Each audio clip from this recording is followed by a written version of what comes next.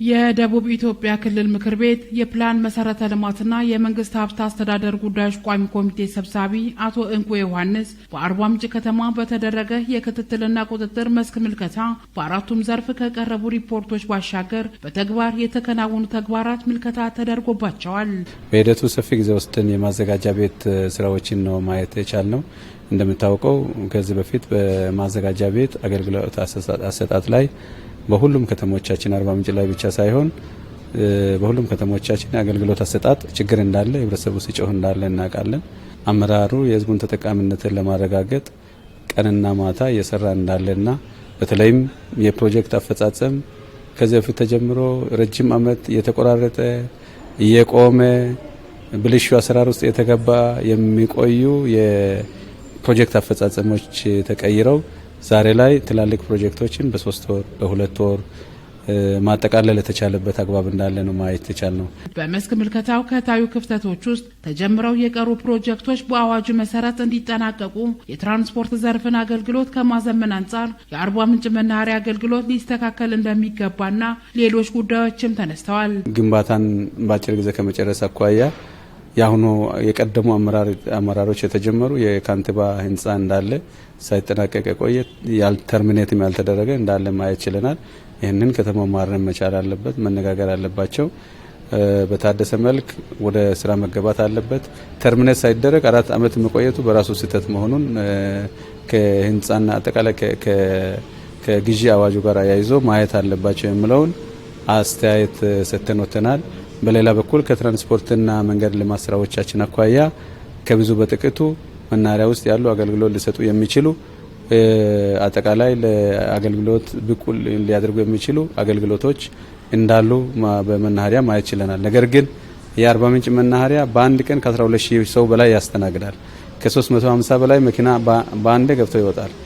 ስለዚህ ይህን አገልግሎት የሚሰጥ ሰው ለዚህ ያህል አገልግሎት እየሰጠ ያለ ተቋም ጣቢያ መናኸሪያ እንዲሆን ይጠበቃል። በአርባ ምንጭ ከተማ በ6 ወራት ውስጥ የተከናወኑ ተግባራት የዘመንና ህዝቡን የሚመጥን በመሆኑ ተጠናክሮ ሊቀጥል እንደሚገባም አቶ እንቁ አሳስበዋል። ይህ ከተማ ከ3.5 ቢሊዮን በላይ በምክር ቤት አስጸድቋል።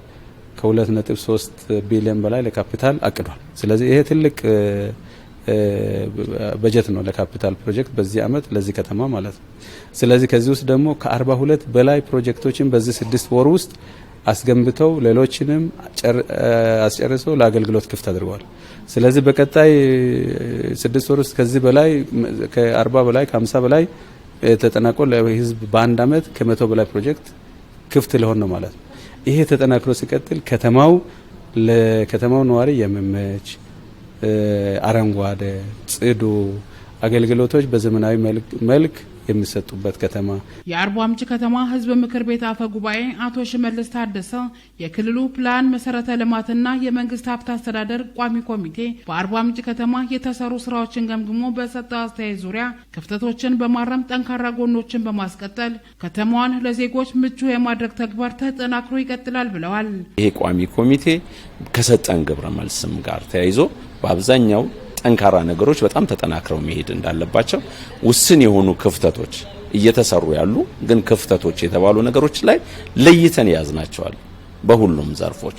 ስለዚህ እነዚህን ውስን ክፍተቶች በመሙላት በተጀመረው ፍጥነት በቀጣይ የከተማችን ህዝብ የልማት የመልካም አስተዳደር ጥያቄ በተለይ አርባ ምንጭ ከተማ የአእምሮ ረፍትና ፈውስ የሚገኝባት የቱሪስት መናኸሪያ የኮንፈረንስ ማዕከል ናት የሚለው ከንግግር በላይ በተግባር እየተገለጠም ከመሆኑ አንፃር ይህንን እንደ ከተማ አስተዳደር እጅ ለእጅ ተያይዘን ከህዝባችን ጋር በጋራ በመሆን ህዝቡም የራሱን አሻራ እያኖረ የተጀመሩ የልማት ስራዎችን በፍጥነት የምናጠናቅቅበት ሁኔታ ሌሎችንም ጎን ለጎን እየሰራን የምንሄድበት ሁኔታ ነው የሚኖረው። በከተማው በአጭር ጊዜ ውስጥ በርካታ ተግባራት መከናወናቸውን በመስክ ምልከታው ማረጋገጥ ተችሏል።